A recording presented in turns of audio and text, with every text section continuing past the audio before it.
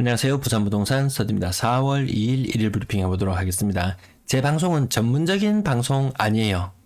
전문적인 정보나 큰 시장의 거시경제의 흐름이나 이런 것들을 보시려면은 다른 전문가들 아주 많습니다. 제 방송에서는 시장의 흐름, 부동산 게시판 같은 곳에서 사람들이 거래가 살아난다 아니다 이야기 백날 첫날 떠들어도 거래량이라는 숫자로 차트의 선 하나로 딱 드러납니다.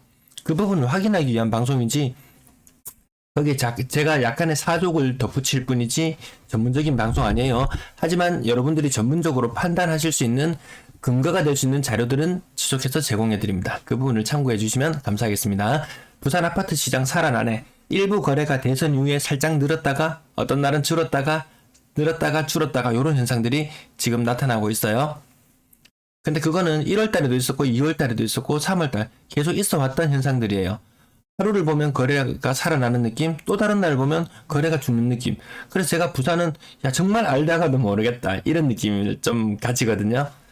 그래서 근데 어떤 분들은 거래가 살아나는 날만 거래량을 제시하면서 부산 아파트 살아나잖아.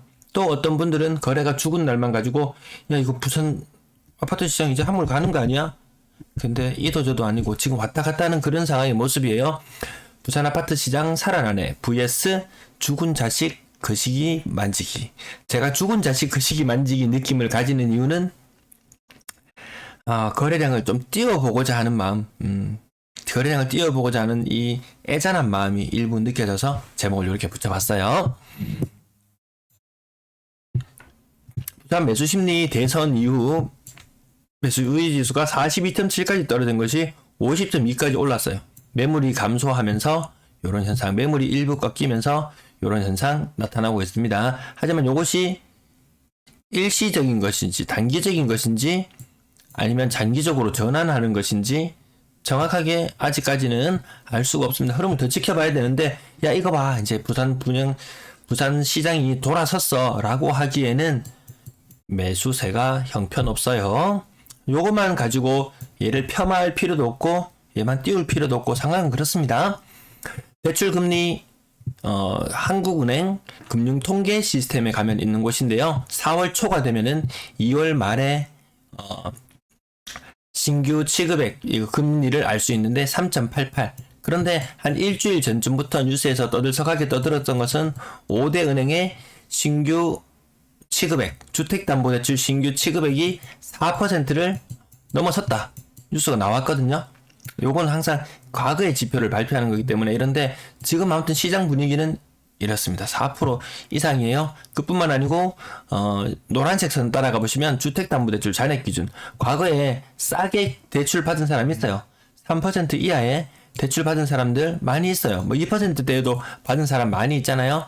그렇게 받은 사람들이 변동금리, 고정금리로 있다가 변동 5년 고정 이후 변동 이런 식의 조건들이 많이 있잖아요. 보면은 그렇게 대출을 받으신 분들 지금 시장 상황이 금리가 올라가면서 기존 대출자들의 부담이 커지고 있다. 소비는 위축될 것이고 경기는 하강 국면으로 간다. 이런 것들이 전문가들이 하는 이야기잖아요. 저는 요 수치만 제시해드리면 여러분들이 많은 부분 참고하셔서 자신의 자료로 이용하시면 되겠습니다. 매도 물량, 임대 물량 보시겠습니다. 매도 물량 아직까지는 줄어든다고는 볼 수 없어요. 연초 대비 한 15%?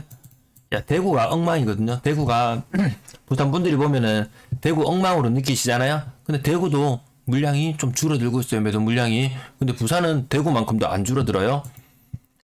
전세 물량 확연히 줄어든 모습. 1월, 2월은 그래도 어느 정도 상승 모습이었다 했는데 전세 거래가 확연히 줄어드는 모습.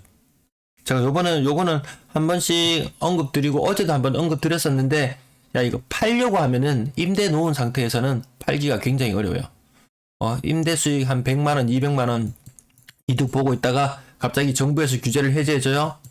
그럼 세입자한테 나 이게 집 팔아야 되니까 좀 나가줄래? 라면 과거에는 복비 플러스 이사비 플러스 약간의 위약금 요 정도만 하면 됐는데 이게 이제 임차인들이 임대차 3법도 있는데 무슨 소리야. 난 4년까지 살려고 생각하고 들어왔는데 위약금 1,000만원 내나?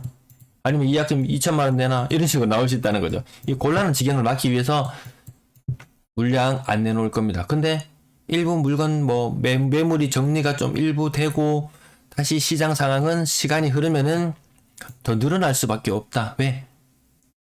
인구수는 줄는데 아파트 수는 늘어나는 속도가 더 빠르다. 물론 뭐 세대수, 가구수 이렇게 언급하시는 분들이 계시는데 과거처럼 그렇게 증가폭이 크진 않더라고요. 어쨌든 요 흐름도 좀 더 지켜보겠습니다. 지금 현재는 전세 매물이 감소하고 있는 것이 맞습니다. 그럼 과거에 아파트 값이 급격하게 뛰었을 때처럼 정말 지금 시장에 나와 있는 매물이 진짜 한 5천 개 수준까지 떨어진다. 야, 그렇다면 정말 모릅니다. 이 금리라는 변수를 제외해 두고도 다시 임차인들이 집을 구하기가 힘들어지면은 야, 금리 높거나 말거나 어쨌든 집은 구해가 살아야 되니까. 근데 그렇게 많이 떨어질까? 과거처럼 그렇게 많이 떨어질까는 약간 회의적으로 보여요.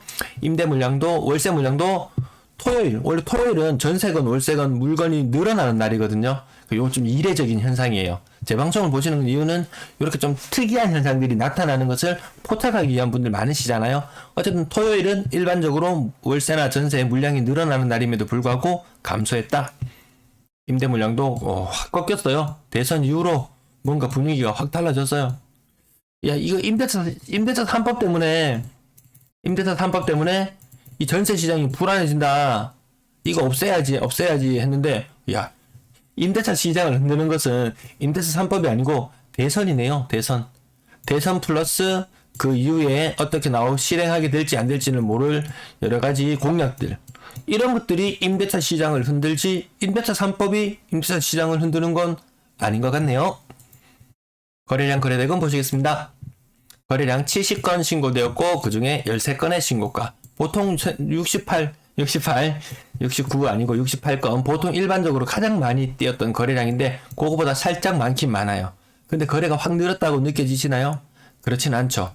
근데 거래량을 보시면은 3월의 거래량 보세요. 1185건 거의 1월 거래하고 맞먹습니다. 지금 거래량 굉장히 많이 빠른 속도로 신고되고 있다. 근데 월 말이 되면 다음 달 4월 중반이 넘어가면 신고 건수가 급격하게 줄어들 거예요. 그러면서 지금은 1100건이다. 야, 그러면 야, 이거 2000건 넘어서겠는데? 이렇게 보시지만 그렇게 빠르진 않을 것 같아요. 전년 동월이 3779건으로 현재 2594건이 차이 나는데 이거 한 700건, 800건 더 늘어서 전년 동월의 절반 3779건의 2분의 1 수준 그 정도까지 가지 않을까 지금은 그렇게 예측해 봅니다. 지난달에도 야, 부산 거래량 정말 많아지겠네 하고 제가 조금 높여서 예상을 했는데 방송을 할수록 월말에 가까워질수록 거래가 신고되는 건수가 급격히 줄어들어가지고 예측치를 자꾸 낮출 수밖에 없었어요. 자, 매매 상단 고가 거래 한 건씩 터져주고 있어요. 이런 것들 한 건씩 터지면은 건당 거래 대금이 좀 올라가더라고요. 건당 거래 대금이 좀 올라가는 경향이 생깁니다. 명지 대박 노블랜드 오션뷰 2차 이거 대단합니다. 야, 6억 8,700이 11억으로 거의 몇 퍼센트인가요 이거? 60%? 60% 정도 올랐나요? 네, 대박 상승이 있었습니다. 10% 정도의 하락, 10% 정도의 상승.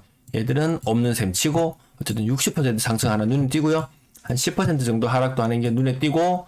그래서 제가 명지 대박 노블랜드 오션뷰 2차 그러면 또 가격이 야 이거 싼 거는 6억 요 위에 좀 가려졌는데요. 6억 5천짜리도 있었습니다. 6억 5천짜리도 있고 이렇게 싼 매물도 있는데 그 무슨 11억이나 거래돼 하면은 분명히 또 이게 바다 조명일게요. 바다 조명. 바다 조명으로 가격이 조금 더 높게 평가받을 수도 있고 층수도 몇 층이었나요? 층수가 여기 층수가 지금 안 나타나 있는데 여기 나타나 있네. 20층. 20층이면 그렇게 높나요? 어쨌든 이 매물대 중에서 매물대를 아예 뚫고 올라갔어요. 기존 매물대보다 더 뚫고 올라가서 이 공인중개사 협회에 등록되어 있었던 물건이 같은데 아무튼 왜 이런 것들 안 사고 이런 거 샀냐 하면은 난 바다 조명이 좋아서. 그래서 혹시나 해서 보니까 여 옆에 보니까 야, 여기도 추후에 분양하는 곳들인가요? 네, 여기 가격이 일부 좀 올라줘야 되나요? 분양을 앞두고 있나요? 냄새가 나는 곳이 있나요? 전 정확하게 이 지도를 보고는 잘 모르겠습니다. 그 부산 분들이 아마 보시면은 더 잘 아실 듯 합니다. 대구 사례를 한 개 들어보면은 대구의 남산 롯데캐슬 이거 부산에 얼마 전에 막 경쟁률 막 거의 100대 1에 육박하는 것도 나왔었죠. 남산 롯데캐슬이라는 아파트가 있는데 여기 중구 지역에 누군가요? 그 사람 이상훈가요? 뭐 부동산 전문가가 나와가지고 앞으로 대구는 중구 지역이 뜰 것이다. 이거 한 달 전에 입 털고 갔어요. 그리고 나서 남산 롯데캐슬 이거 분양가가 4억 정도 했었던 것 같아요. 근데 이때 청약 경쟁률 한 100대 1 정도 되었을래나? 한 2, 3년 전쯤에 엄청나게 막 시끌벅적했던 그런 곳이에요. 아무튼 여기 가격이 거의 2배 가까이, 2배 이상 올랐죠? 예, 엄청난 상승을 해가지고 사람들이 야 대박이다 하면서 난리 났었어요. 근데 이건 분양권 상태에서 팔렸는 것도 아니고 등기된 상태로 팔렸던 것도 아니고 입주권이 팔린 상태에서 입주권이 뭔가 좀 이상하다. 입주권이 왜 그렇게 됐을까 하면서 근데 이거 팔리자마자 카카오톡 이런 곳에서 누가 그 물건 얼마에 팔았다더라 샀다더라 하면서 막 시끌벅적했어요. 팔았는 사람이 나와서 거기서 입을 좀 털었나 봐요. 그럼 사람들이 야 역시 중구 대구의 원도심에 아주 가까운 대구 중구 지역의 대장 아파트 대구의 수성구를 제끼고 가장 떠오르는 곳 하면서 막 난리가 났었어요. 근데 얼마 있다가 한 3주쯤 지났나요? 갑자기 보류지 이 경매에 나온다고 경매 나온다고 이렇게 딱 떴어요. 입찰 공고가 떴어요. 그게 얼마로 나왔냐면 8억. 근데 보통 그 옆에 아파트들 요 8억 정도 시세 뭐 할랑말랑 뭐 그 정도예요. 근데 9.5억이라는 거래 건수가 거래가 딱 터지는 순간 야 8억 저거 싸게 느껴진다. 이건 막 서로 탈 거라고 사람들이 막 게시판에 시끌벅적했어요. 야 8억이면 당장 주워야지 하고 난리가 났었어요. 근데 어제 입찰했는 것이 공개가 되었는데 아직까지 누가 뭐 얼마에 입찰했는지 이런 얘기가 안 나와요. 보통 결과가 나오고 나면 바로 이렇게 뭐 얼마에 누가 주워갔니 하면서 막 떠들썩했거든요. 대구 범원의거리에 범원 W라는 곳 이거 한 2년 전쯤에 마찬가지로 요런 식으로 보류지였던가 어쨌든 한 대여섯 건 물건을 따로 파는 것이 있었는데 그때 사람들이 막 엄청난 경쟁률 그 다음에 고가 입찰 이런 현상들이 있었는데 얘는 아직까지 발표가 안 나는 거 보니까 어떻게 결과가 나올지는 모르겠지만 아무튼 조용해요. 이렇게 띄우기 현상인가? 이런 걸부터 보면 개발 가능한 곳이 많고 분양을 앞둔 곳이 있다면 충분히 가능합니다. 부산분들이 아마 전문적으로 투자하시는 분들은 더 잘하실 거예요. 어디 신고가가 빵 떴다 예전 같았으면은 야 대박이다 우리도 저기 가서 같이 투자하자 하면서 사람들이 막 몰려들었어요. 근데 지금은 누가 아주 고가의 물건을 사고 나면은 그 옆에 뭐 분양할 때 됐지. 그래, 그 옆에 뭐 후분양하는 아파트가 있다는데, 이제 좀 있으면은, 또 공고가 뜨겠구나. 참, 이렇게 생각하지, 같이 공격적으로 접근을 안 한다는 거죠. 부산도 아마 지속적으로 특정 아파트들이 몇 개 아파트들 관심을 두고 보시는 분이 계시다면은, 야, 신고가 나왔네? 그래, 신고가 나왔네. 뭐, 요 정도의 반응이 지금 현재의 분위기 같은데, 부산의 거래량으로 봐서는 아마 대구와는 크게 다르지는 않을 듯 합니다. 자, 그 다음 가격대 또 높게 올랐는 거 있어요. 한 50% 가까이 올랐는 거 있어요. 50% 오른 것도 있고, 60% 오른 것도 있고. 이렇다고 시장이 좋아지나요? 이 하락하는 억 단위의 하락들, 어제도 봤고, 그전에도 봤지만, 상승 부분보다 하락 부분이 훨씬 더 많다. 상승 부분은 한 10% 정도 이런 걸 보면 정말 모르겠다는 거예요.